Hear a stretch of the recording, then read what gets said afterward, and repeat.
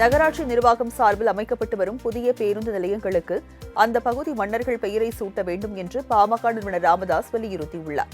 இதுகுறித்து அவர் வெளியிட்டுள்ள அறிக்கையில், தமிழகத்தில் பல இடங்களில் நகராட்சி நிர்வாகத்துறை சார்பில் விரிவுபடுத்தப்பட்ட புதிய பேருந்து நிலையங்கள் அமைக்கப்பட்டு வரும் நிலையில் அவைகளுக்கு மாமன்னர்கள் மற்றும் மாவீரர்களின் பெயர்களை சூட்டுவது சிறப்பு என குறிப்பிட்டுள்ளார்.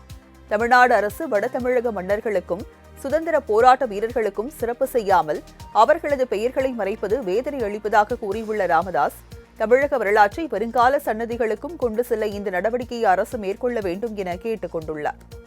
தேனி மாவட்டம் ஆண்டிப்பட்டி தாலுகாவிற்கு உட்பட்ட டானாதோட்டம், துரைசாமிபுரம், ஐயனார்புரம் உள்ளிட்ட மேற்கு தொடர்ச்சி மலைப்பகுதிகளில் பெய்த மழை காரணமாக குன்னூர் பகுதியில் அமைந்துள்ள 135 ஏக்கர் பரப்பளவு கொண்ட கருங்குளம், செங்குளம் கண்மாய் முழுவதுமாக நிரம்பியுள்ளது.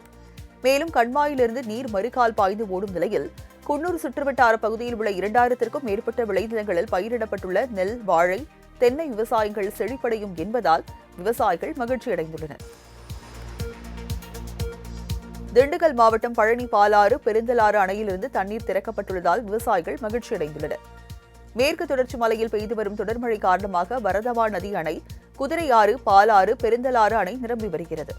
இதில் பாலாறு, பெருந்தலாறு அணையின் கொள்ளளவு 65 அடியாக இருக்கும் நிலையில் நீர்மட்டம் 56 அடியை எட்டியுள்ளதால் நீர் திறக்கப்பட்டுள்ளது.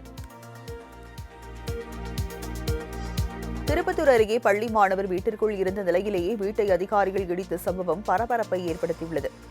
மாடப்பள்ளியில் சாலை விரிவாக்க பணிக்காக 1 கிலோமீட்டர் தூரத்தில் நெடுஞ்சாலைத்துறைக்கு சொந்தமான இடத்தில் உள்ள 150 கடைகள் மற்றும் வீடுகளை அகற்றக் கோரி நோட்டீஸ் வழங்கப்பட்டது. ஆனால் அதனை அகற்றாதால் ஜேசிபி இயந்திரத்தை கொண்டு அதிகாரிகள் ஆக்கிரமிப்பு அகற்றும் பணியில் ஈடுபட்டனர்.